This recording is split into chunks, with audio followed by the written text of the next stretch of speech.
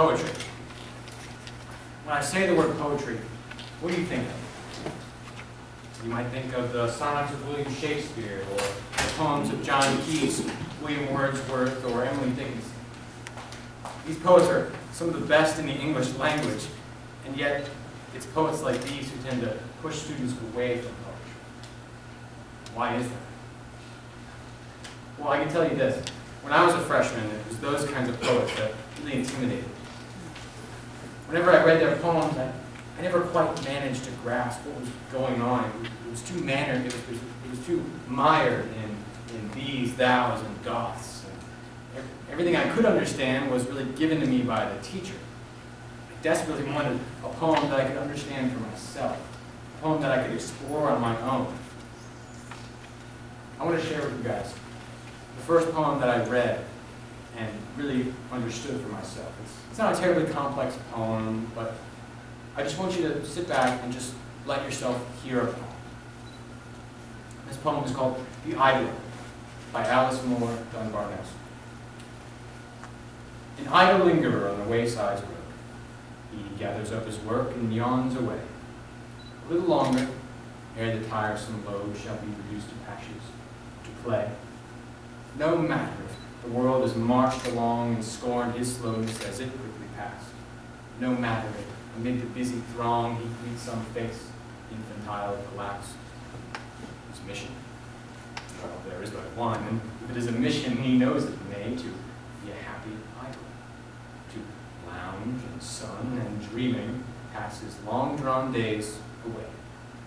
So dreams he on, his happy life to pass content, without ambition's painful sighs, until the sands run down into the glass.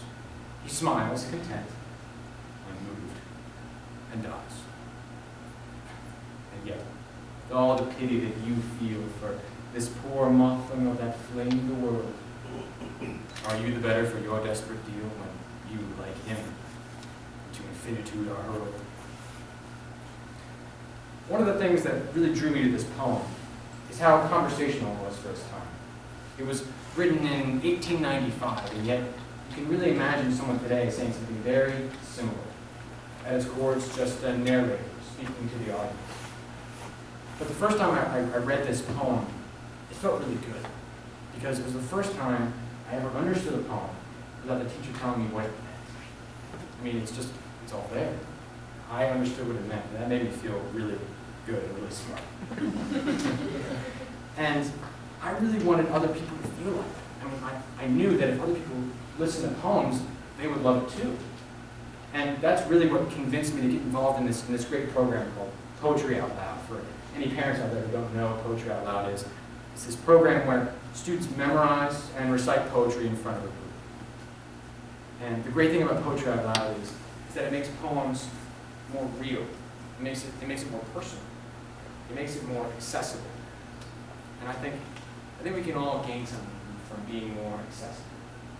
Whether it's reciting poems, or giving a TED talk, or just talking to your kids. People don't want to understand you if you just talk down to them, if you talk at them. It's only once you step down on their level and you speak to them and you talk to them, that's when you'll find they really want to understand. Thank you.